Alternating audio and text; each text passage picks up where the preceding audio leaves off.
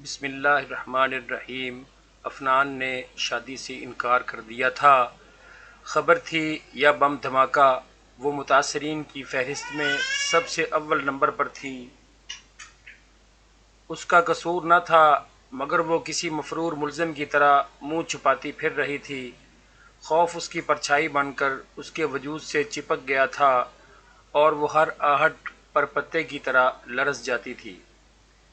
ایسے میں صالحہ آپا کے آنے کی اطلاع اس کی سماعتوں میں سیسا ڈالے جانے کے برابر تھی۔ گو کہ نہ اسے عدالت کے لگائے جانے کا انتظار تھا، نہ سزا سنائے جانے کا، وہ تو بس رد کیے جانے کی اذیت سہنے کے لیے اپنے آپ کو تیار کر رہی تھی۔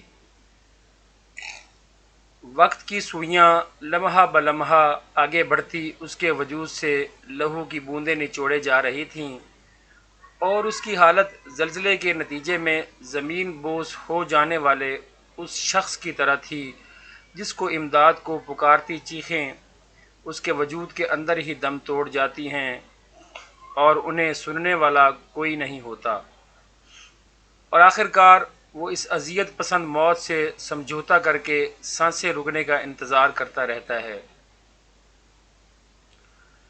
طے شدہ وقت کے مطابق صالحہ آپا دوپہر کے کھانے کے وقت آ چکی تھیں۔ کھانا وہ کھا کر آئی تھیں اور اب سب ابا کے کمرے میں موجود تھے۔ وہ اپنے کمرے میں جلے پیر کی بلی کی مانند گھوم رہی تھی کہ پرانی ملازمہ نذیرہ نے اسے ابا کے کمرے میں بلوائے جانے کا حکم سنایا۔ وہ خود کو بڑی سی چادر میں لپیٹے دھڑکنوں کی رفتار گنتے ہوئے ابا کے کمرے میں داخل ہوئی۔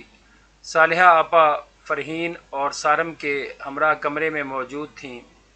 ابا، امی، بڑے بھیا، سمرا آپی، بھابھی، سب کی نگاہیں اس پر جمی ہوئی تھیں، مگر وہ خود کسی سے نظریں نہیں ملا پا رہی تھی۔ وہ چپ چاپ کھڑی سور پھونکے جانے کے منتظر تھی۔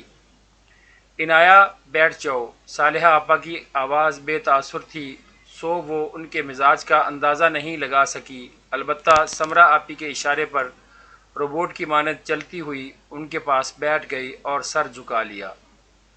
ہم سب نے مل کر ایک فیصلہ لیا ہے کہ اب جب کہ افنان نے فرحین سے شادی سے انکار کر دیا ہے تو تمہاری اور سارم۔ صالحہ آپا پانی کے گھونٹ لیتے ہوئے بات کر رہی تھیں۔ اچانک انہیں اچھو لگ گیا۔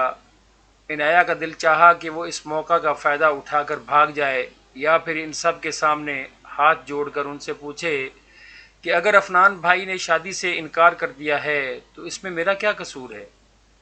اور سارم، تم تو مجھ سے محبت کے دعوے دار تھے۔ افنان بھائی اور فرحین کا رشتہ تو پھر بھی ان کے بدلے طے پایا تھا۔ فرحین سے پوچھے، فرحین، تم بھی تو ایک لڑکی ہو، خود کو میری جگہ رکھ کر سوچو کہ اگر افنان کی جگہ سارم نے ایسا کیا ہوتا تو کیا تم اس کے کیے کی سزا بھگتتے ہوئے خون کے آنسو نہیں روتی؟ مگر اس کے الفاظ قوت گویائی سے محروم تھے۔ سوچوں کی بڑھتی آواز میں اگرچہ اس کا دماغ پھاڑنے پر آمادہ تھیں اور قریب تھا کہ وہ سر پکڑ کر غش کھا کر گر جاتی، صالحہ آپا نے آ کر اسے اپنی آغوش میں بھر لیا۔ کیا ہوا ہے میری بچی؟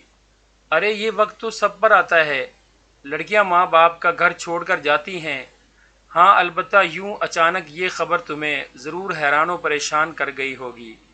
بس اصل میں کوئی رسک نہیں لینا چاہتی، اور اچھا ہے نا، تمہاری اور سارم کی شادی کے بہانے یہ جو وقتی اداسی ہم سب کے درمیان گھر کر گئی ہے دور ہو جائے گی۔ صالحہ آپا جانے کیا کیا کہے جا رہی تھیں اور وہ دم بخود ان کے چہرے کو کھوج رہی تھی، گویا اندازہ لگانا چاہ رہی تھی کیا آیا وہ اپنی ہوش و حواس میں ہیں، ورنہ ان جیسی روایت پسند خاتون کا یہ فیصلہ اور ایسا قدم اس کے لیے تو کم از کم کسی معجزے سے کم نہ تھا۔ صالحہ آپا، ہم کس منہ سے آپ کا شکریہ ادا کریں؟ قسم لے لیں ہمیں ہرگز اندازہ نہیں تھا کہ افنان باہر جا کر ایسی گری ہوئی حرکت کرے گا۔ گوری سے شادی رچا کر اس نے بہت پستی کا ثبوت دیا ہے، اور افسوس تو یہ ہے کہ اگر آیا کا ارادہ تھا بھی تو وہ فرحین سے منگنی سے انکار ہی کر دیتا۔ آپ جیسے مہذب اور روایت پسند گھرانے سے جڑنا ہماری خوش نصیبی ہے، ورنہ کس نے سوچا تھا کہ پڑوس سے ہمارا رشتہ سمدھیانے میں بدل جائے گا۔ مجھے تو اب تک یقین نہیں آ رہا کہ آپ سب نے اتنا بڑا دل کیا اور ہماری عنایہ کو ٹھکرا کر جانے کی بجائے دل سے اپنا لیا، ورنہ اکثر تو ایسے معاملات میں یہی دیکھنے میں آیا ہے کہ اگر ایک طرف سے رشتہ ٹوٹے تو دوسری طرف سے بھی برابر کا بدلہ لیا جاتا ہے۔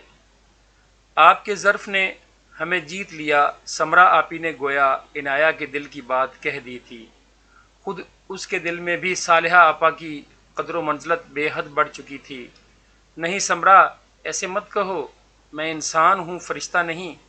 میں آج بھی روایت پسند ہوں، مگر میں صرف ان روایتوں کی ترقی کی حامی ہوں جو مثبت ہوں۔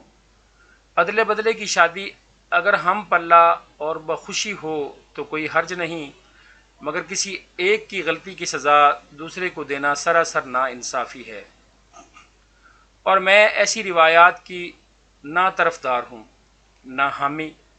چلو عنایہ، اب ذرا جلدی سے اپنے ہاتھ کی چائے اور پکوڑے تو کھلا دو، دیکھو ذرا کیسی سہانی ہوا چل رہی ہے۔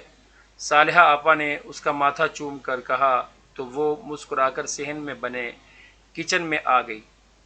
کڑھائی میں تیل ڈال کر چولہے پر چڑھایا اور سامنے لگی کیاریوں میں لگے نئے سرسبز پھولوں کی کونپلوں کو ہوا کی گدگدیوں سے جھومتا دیکھ کر مسکرا دی، کیونکہ خزاں کے بعد آنے والی بہار کے جھونکے اسے گنگنانے پر مجبور کر رہے تھے۔